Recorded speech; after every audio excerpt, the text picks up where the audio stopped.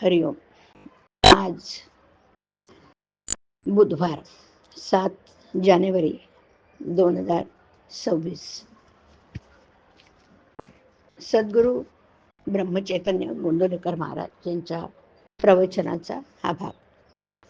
नामाचं प्रेम येण्यासाठी खरी कळकळ पाहिजे. ऐकूया हा त्यांचे विचार.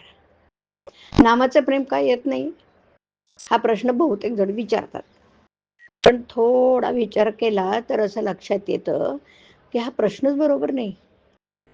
मूल न झालेल्या बाईने मुलाचं प्रेम कसं येईल असं विचारण्यासारखाच हा प्रश्न आहे. मूल झाले की प्रेम त्याच्याबरोबर येतच असतं. तेव्हा मुलाचं प्रेम कसं येईल हा प्रश्न करण्याऐवजी मूल कसं होईल याचाच विचार करणं बरोबर ठरेल.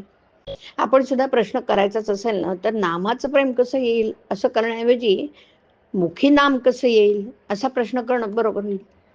मुखी नाम याला वास्तविक आडकाठी कोणाची नाही, दुसऱ्या कोणाची नसून आपली स्वतःचीच आहे. वास्तविक एकदा नाम घ्यायचं ठरवून सुरुवात केली की झालं.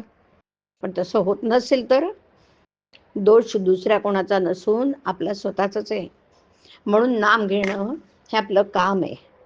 मग त्याच्या पाठोपाठ येणं हा प्रेमाचा धर्मच आहे. जसं आईच्या बाबतीत मूल आणि प्रेमाचं पानाही निराळी असू शकत नाहीत, तसंच नाम आणि त्याचं प्रेम ही एकमेकांना सोडून राहूच शकत नाहीत. यावरून एक गोष्ट अशी ठरली की प्रेम का येत नाही याचे उत्तर आमच्या जवळच आहे, आणि ते म्हणजे नाम घेत नाही म्हणून. यावर कोणी असं म्हणेल की आम्ही नाम घेतोच आहोत तरीही प्रेम का येत नाही हे विचारणं ठीक. पण आता आम्ही जे नाम घेतो म्हणून म्हणतो त्याचा विचार केला तर काय दिसेल.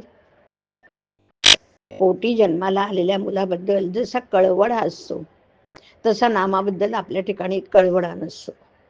सर्व संतांनी आपल्या गुरूंनी नाम घ्यावं असं सांगितल्यामुळे आपण ते घेतो, किंवा दुसरं काही करायला नाही म्हणून घेतो इतकंच. अर्थात तसं घेतलं तरी आज ना उद्या आपलं काम होईलच.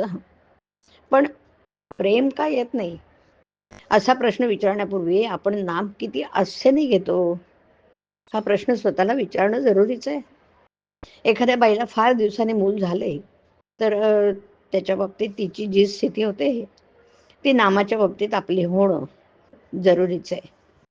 आपल्या देहाची वाढ जशी आपल्याला नकळत होते तशी आपली पारमार्थिक उन्नती आपल्याला नकळत झाली पाहिजे. ती कळली तर सर्व फुकट जाण्याचा संभव असतो ना. परमार्थात मिळवण्यापेक्षा मिळवलेलं टिकवणं हेच जास्त कठीण आहे. आणि ज्याला मी काहीतरी झालो असं वाटतं तो काहीच झालेला नसतो. अशा माणसाने फार सांभाळलं पाहिजे.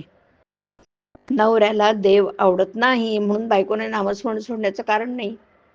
तिने नाम घेतले तर धर्म सोडला असं न होता उलट संसार सुखाचं होईल. हरिओम. हरिओम तत्सत. हरिओम.